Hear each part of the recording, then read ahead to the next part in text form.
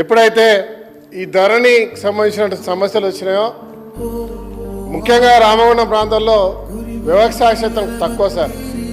అక్కడ ఒరిజినల్గా ధరణి ప్రవేశపెట్టినప్పుడు నా ఉన్న 2 మండలాల్లో ప్రతి ఒక్కరికి సమస్య వచ్చింది సార్. అట్లా ఎప్పుడైతే ఆ రోజుల్లో పూర్వం నక్సలైట్లు ఉద్యమం చేసినప్పుడు ఆ ప్రాంతాల నుంచి చాలామంది భూస్వాములు వెళ్ళిపోయారు సార్.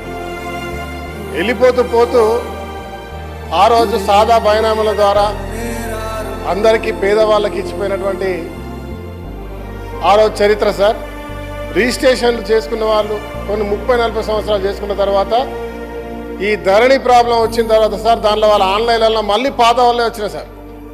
ఎంత అన్యాయం జరిగిందంటే పేదవాళ్ళందరికీ ఎవరెవరైతే దాని మీద దున్నుకొని దుక్కుకొని వాళ్ళు బతుకుతున్నారో ధరణి వచ్చిన తర్వాత ఎవరి పేర్లు కూడా